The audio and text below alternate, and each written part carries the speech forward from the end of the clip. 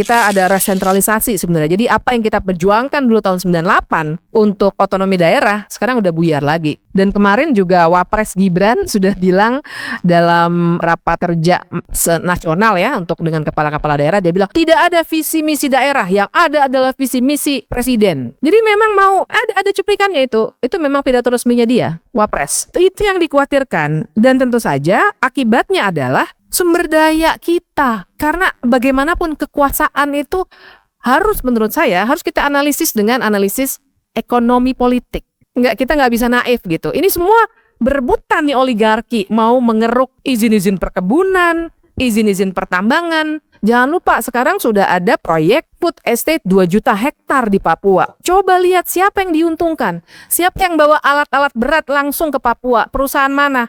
Udah langsung kebaca nih kalau di Google, semua udah keluar kok. Tentu saja pertama-tama saya harus mengucapkan terima kasih dulu. Kita demokrasi santun katanya. Jadi bagian dari santun adalah berterima kasih dulu pada penyelenggara yang bikin kita jadi mikir secara lebih sistematis. Saya yakin semua di ruangan ini mikirnya udah lama sejak nyoblos hari Rabu. Ini apa sih yang terjadi gitu. Tapi kita belum sempat duduk bareng untuk memikirkan hal ini secara lebih sistematis. Jadi karena acara inilah, terima kasih kepada Bung Firdi dan kawan-kawan, Mas Ari, kita jadi agak dipaksa. Memang kadang-kadang kita perlu dipaksa untuk mikir secara lebih sistematis. Kalau enggak kita akan ngomel terus. Nah, empat hal itu begini. Pertama, saya akan berangkat dari potret Pilkada 2024 ini. Potret itu saya tadi coba sistematiskan sedikit gitu ya. Barangkali 2 yang bisa saya angkat sebagai potret. Yang pertama adalah tentu saja endorsement yang menguat, dan yang kedua nanti angka partisipasi. Tapi saya nggak cuma sekedar ngomong endorsement menguat. Tadi kan sudah disebut juga oleh Bung Firdi, juga oleh Bang Jerry soal bagaimana para calon kepala daerah itu ternyata tidak punya gagasan. Nah, ngomong-ngomong soal refleksi waktu habis nyoblos, refleksi saya persis di situ. Saya merasa bahwa, atau ini refleksi ya, dukungan teori, data segala macamnya masih perlu digali lebih lanjut. Tapi ini refleksi awal aja sebagai pemilih di Jakarta, bahwa banyak sekali paslon di pilkada serentak kali ini adalah sebenarnya kreasi dari, jadi mereka created, calon-calon itu created, kreasi dari gerombolan elit. Yang saya sebut dengan gerombolan elit adalah politikus plus oligarki. Jadi kalau misalnya ada pertanyaan di kepala kita, para pemilih, kok ini orang nggak ada gagasannya sama sekali, programnya nggak jelas. Kalau kita nonton video-video atau meme-nya dari debat-debat itu kan lucu-lucu, bawang mau diolah jadi bawang goreng itu dianggap inovasi, gabah mau diubah jadi nasi segala macam. Kok kayak nggak ada logikanya sama sekali gitu. Nah, jadi saya ibaratkan mereka ini seperti boneka hasil kreasi. Boneka hasil kreasi, mereka nggak akan punya jiwa. Mereka nggak akan punya pikiran sebenarnya.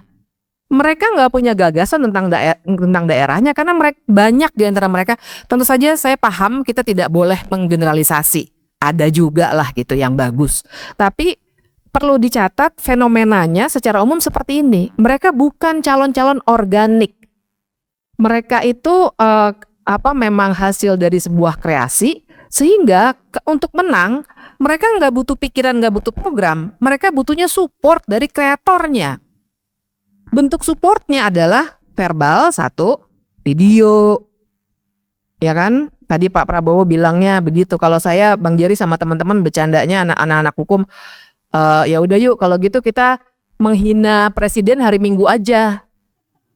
Karena pasal penghinaan presiden kita jadi bisa nggak kena kalau mau pakai logika yang ngaco itu, gitu. Jadi kita ekstrimnya ngomong gitu, kita menghina presiden aja yuk hari Minggu yuk. Iya, karena kan ternyata katanya presiden bukan presiden kalau hari Minggu, makanya boleh bikin video. Diskusinya hari Minggu. Mending kalau kita diskusi hari Minggu aja terus, kita celah-celah. Tapi kan kalau logikanya begitu, makanya itu logika yang nggak logis sebenarnya gitu. Tapi kita ledeknya dengan cara itu aja. Itu caranya itu verbal, dan yang kedua dukungannya adalah logistik alias politik uang. politik uangnya kita udah tahu ya, ya tentu saja uang dalam arti sebenarnya, dan kita bisa baca di bocor halus politik maupun di beberapa liputan teman-teman soal bagaimana politik uang ini luar biasa masuknya. Dan yang ketiga, saya nggak tahu apa menyebutnya ya, tapi saya sebutnya power play. Ini saya nyontek, saya nulis refleksi saya pendek di Instagram saya, kemudian ditulis ulang di whiteboard jurnal kalau pada tertarik. Nah, saya menyebutnya power play, tapi yang saya maksud power play ini adalah mainan-mainan politik, mulai dari tekanan kasus misalnya, atau misalnya yang saya baca di salah satu media massa, bohirnya dijegal, katanya sama Parcok, saya nggak tahu lah, tapi saya menyebutnya itu power play. Tiga itu, verbal, politik uang, sama power play. Hanya dengan cara-cara itulah mereka bisa menang. Jadi bahwa kita berharap ada pikiran brilian, ya harapan kita terlalu tinggi mungkin. Karena bagi mereka urusannya itu bukan urusan menyejahterakan, membahagiakan warga daerahnya, tapi memang mencaplok sumber daya.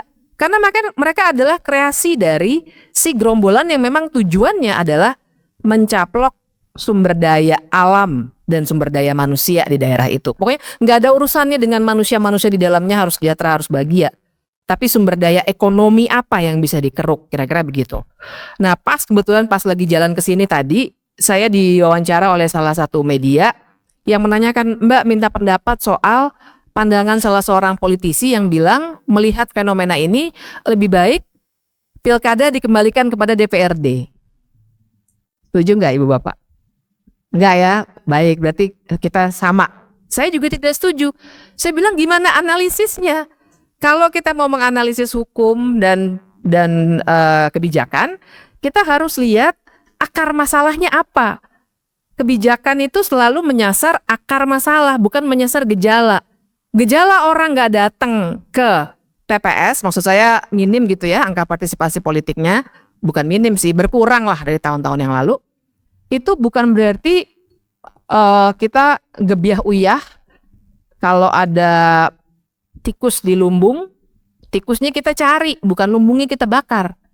Nah, jadi kalau fenomenanya seperti itu, terus langsung ekstrim sekali, hilangkan pilkadanya, berikan kepada DPRD. Sementara masalah yang kita sebut dari tadi, politik uang, kemudian penyalahgunaan kekuasaan dan lain-lain, dia akan pindah aja ke DPRD. Cuma lebih elit, lebih mengerikan menurut saya. Kalau yang sekarang masih bisa sedikit-sedikit lah direm. Nah itu yang pertama, potret pertama. Potret keduanya adalah angka partisipasi. Tadi sudah disebutkan sih, tapi sekedar menyebut data aja ya. Jakarta itu paling tidak banyak datanya, ada yang data hasil quick count Kompas, hasil quick count beberapa lembaga lain, dari Salam 4 Jari, dari KPU sendiri, dari Jaga Suara juga ada yang bilangnya pokoknya turun lah, intinya rata-rata 53%. Tapi ini turun dari, kalau pakai data 2017 itu 77%, sekarang tinggal 53%. Dan Jakarta itu tertinggi se-Indonesia. Keduanya Jawa Barat, ketiganya Jawa Timur, keempatnya Jawa Tengah. Nah, jadi tapi itu potret aja ya. Poin saya yang kedua adalah saya ingin bilang soal judul diskusi kita sore hari ini kan nasib dari demokrasi dan masa depan gitu ya. Nah, kita bicara dinasti Jokowi. Udah spesifik sekali nih, dinasti Jokowi. Nah, saya ingin mengurai kata dinasti itu kan Ibu dan Bapak sekalian, bukan sekedar keluarganya, tapi kita sebenarnya berbicara caranya. Jadi bukan sekedar dinasti politiknya, keluarga yang berpolitik, tapi cara berpolitiknya yang cara politik dinasti. Nah, jadi satu cara. Yang kedua adalah jaringan. Sebenarnya itulah yang sedang dipraktikkan dalam pilkada pada hari ini. Nah, di sini kita bisa mengurai apa yang ditanyakan oleh Mas Ari barusan. Saya bicara cara sama jaringan. Cara apa sebenarnya yang dilakukan? Manipulasi demokrasi. Tapi manipulasi demokrasinya seakan-akan baik-baik saja karena dilakukannya secara legal. Dan sebenarnya saya lagi cari satu narasi yang baru. Saya udah bawakan narasi ini dari tahun 2020 soalnya, jadi udah agak lama. Tapi nggak apa-apa, saya pakai lagi aja. Saya sering membawakan narasi soal autocratic legalism. Sebenarnya itu karena saya belajarnya hukum. Sebenarnya fenomena ini sama dengan kalau pakai analisis politik boleh pakai yang Ziblatt yang How Democracies Die, sama sebenarnya ceritanya. Atau mau pakai Nancy Bermeo political democratic backsliding juga sama gitu. Tapi sebagai orang hukum saya memotretnya dari kacamata hukum, di mana semua manipulasi demokrasi ini dianggapnya benar belaka oleh banyak orang di Indonesia karena legal. Mau bilang tadi itu Prabowo nggak apa-apa mengendorse lewat video, yang melegalkan dalam tanda kutip adalah Bawaslu. Bilangnya tadi tuh karena hari Minggu maka nggak apa-apa, dia bukan presiden. Kan buat kita yang punya akal sehat, yang kompas moralnya masih benar, kita mikir kan ini ngaco nih kayaknya nih. Tapi otoritas bilang enggak, ini benar. Kita dibolak-balik pikirannya. Akal sehat kita dibolak-balik, dan ini yang mengerikan dari autocratic legalism adalah di sini. Dan Indonesia menurut saya adalah lahan yang sangat subur untuk autocratic legalism, karena cara kita dididik dari kita SD. Zaman saya dulu pendidikan moral Pancasila, ya kan. Sekarang PPKN, ya apapun gitu ya, yang seharusnya civics education, kita dicekoki pikiran bahwa menjadi warga negara yang baik adalah warga negara yang taat hukum. Kita diajarin bahwa negara hukum pertama-tama adalah soal supremasi hukum, tanpa diberi ruang yang cukup untuk mengkritik dulu, membaca dulu hukumnya secara kritis. Sehingga apapun yang hukum harus supreme, kan supremasi hukum begitu. Padahal kalau misalnya hukumnya tidak adil, masa iya kita mau supremkan? Hukum yang tidak adil yang mana aja? Banyak. Undang-undang Cipta Kerja, Undang-undang Minerba, putusan MK 90 yang meloloskan Gibran sebagai calon wakil presiden sehingga sekarang sudah jadi wakil presiden. Itu hukum-hukum yang menurut saya tidak layak kita supremkan. Tapi kitanya dari zaman kita SD dididik, katanya kamu kalau mau jadi warga negara yang baik taat hukum taat hukum. Nah, bahkan kalau ibu-ibu zaman dulu tuh kayaknya, kalau ibu-ibu zaman sekarang udah enggak ya. Kalau nakut-nakutin anak kalau mau makan, panggilin polisi loh. Gitu kan ya? Iya enggak sih? Kadang-kadang panggilin badut gitu. Tapi maksud saya bahkan kita ditakut-takuti oleh hukum. Nah, jadi autocratic legalism ini tumbuh subur di Indonesia. Lahannya tuh lahan subur sekali karena cara kita dididik selalu nurut sama pemerintah. Nggak hanya lewat hukum sih, tapi juga cara-cara militeristik. Saya yakin di ruangan ini semua sudah menyadari cara yang kita sebut dengan militerisme. Kita tidak anti militer, tapi yang kita harus kritik adalah militerismenya, karena militerisme dengan demokrasi tidak kompatibel. Nah, jadi disitulah yang perlu kita soroti. Bentuknya jadi apa tuh?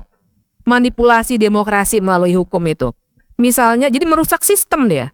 Pertama, nepotisme. Kita harus berdebat. Saya ingat dari tahun lalu saya sama Bang Ray itu udah ngomongin soal dinasti politik. Kita diajak berdebatnya soal mana pasalnya yang ngatur. Ya memang nggak ada. 2015 saya harus ngomong berbusa-busa, dimaki-maki, ditunjuk-tunjuk sama politikus-politikus. Nah, bilangnya ke saya, Mbak PBP ini gimana, belajar hukumnya di mana? Mana ada etik lebih tinggi daripada hukum? Loh, saya bilang, Bapak belajar hukumnya di mana? Dasarnya hukum negara adalah moralitas. Justru kalau sebuah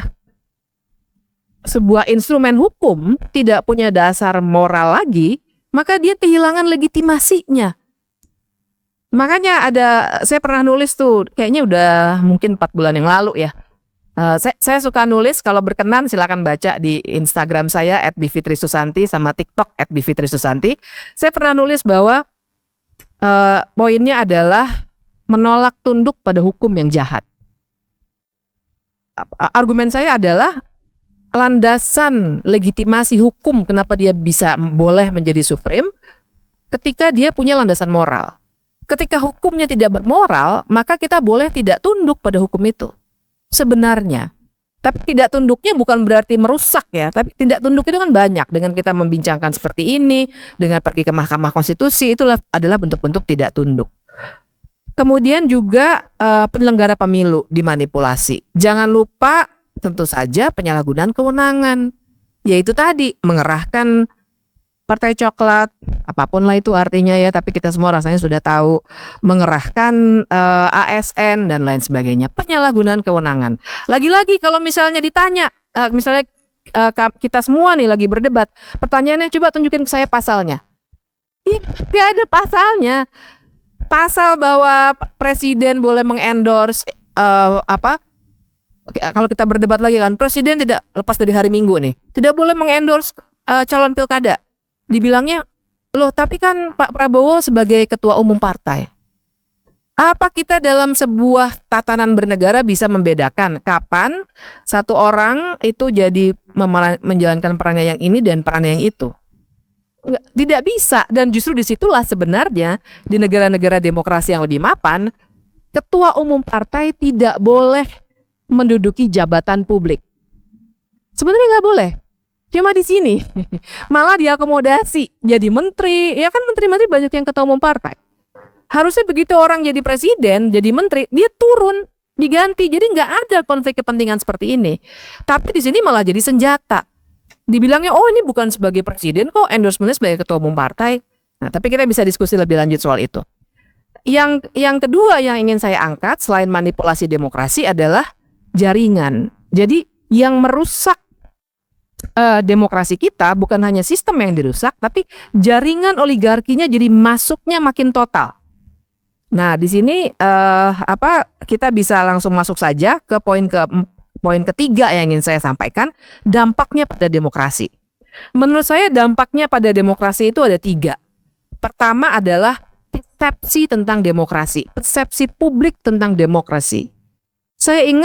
Saya kira udah 5 tahun yang lalu deh, saya pergi ke sebuah conference yang mempertanyakan apakah conference dalam bahasa Inggris, does democracy deliver? Apakah demokrasi itu punya output kepada warga?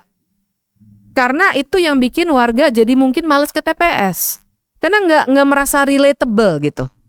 Nah jadi itu tuh satu persepsi tentang demokrasi. Makin banyak anak-anak muda maupun orang-orang tua, semualah pada dasarnya ya, nggak lintas generasi, yang makin lama makin frustasi, nggak tahu mau ngapain. Saya kan lagi sering keliling-keliling nih dalam kapasitas sebagai dosen, sharing ke kawan-kawan mahasiswa. Itu banyak banget yang udah frustasi. Jadi persepsi itu nanti kita bisa lanjutkan lagi ya. Yang penting saya pengen 20 menit aja biar nggak pada ngantuk. Yang kedua adalah rusaknya sistem demokrasi itu sendiri. Karena sudah dimanipulasi, lama-lama dia jadi normal yang baru. Seakan-akan nepotisme nggak apa-apa. Seakan-akan politik dinasti nggak ada masalah.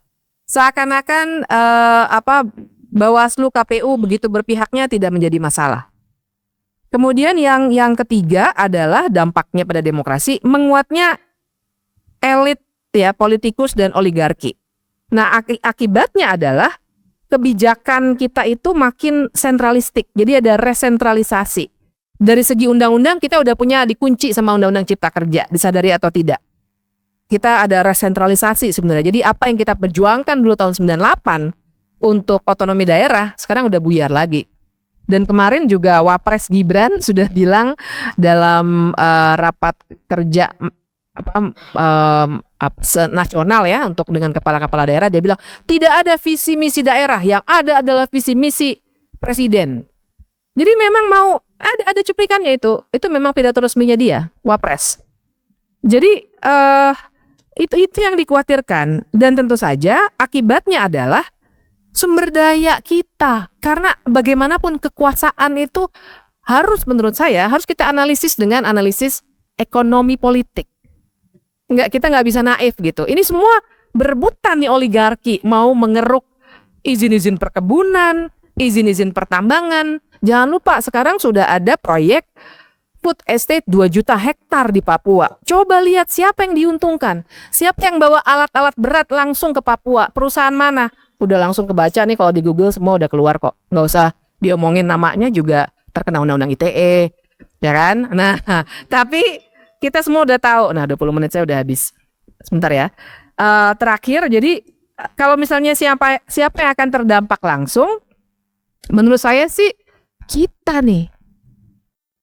Rakyat jelata gitu, maksud saya nggak punya jaringan, nggak punya uang, apalagi masyarakat marginal.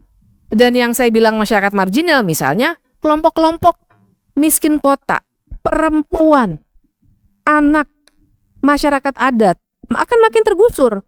Karena kita lama-lama akan jadi seperti hutan rimba, hukumnya tuh hukum rimba. Yang menang itu yang kuat, secara ekonomi maupun secara jaringan. Yang kayak kita yang nggak punya jaringan juga, secara ekonomi juga nggak kuat, ya udah ke pinggir aja terus. Nah, jadi kalau misalnya harus ke tepi, misalnya banget nih nyari ada nggak sih nilai positifnya, silver lining gitu ya. Kalau menurut saya sih ibaratnya main bola nih, kita udah kebobolan berkali-kali, mungkin pemainnya udah tinggal 10, tapi kita masih bertahan. Minimal nggak tambah kebobolan. Siapa yang bertahan? Masyarakat sipil. Nah, saya mau memotret misalnya kota kosong menang. Dari 41 kota kosong ada 2 yang menang, di Kota Pangkal Pinang sama Kabupaten Bangka. Di Jakarta, saya belum menganalisis mendalam, tapi semoga di majalah Tempo minggu ini sudah ada yang menganalisis. Kenapa yang didukung jelas sama Mulyono kan Jakarta, Jawa Tengah, Sumatera Utara ya, dan di banyak tempat lain. Di banyak tempat lain rata-rata mereka yang menang, Jakarta enggak. Nah, menurut saya ada soal di pendidikan politik atau civics education. Nah, tapi ini harus pakai syarat sih. Kalau nggak kita rawat nih orang-orang yang punya akal sehat kayak gini, nggak kita rawat, nggak kita perbesar, nanti akan kalah juga main bolanya. Makanya kita harus bergerak untuk merawat ini dan memperbesarnya jadi gerakan sosial. Nah, itu dulu. Terima kasih. Assalamualaikum warahmatullahi wabarakatuh.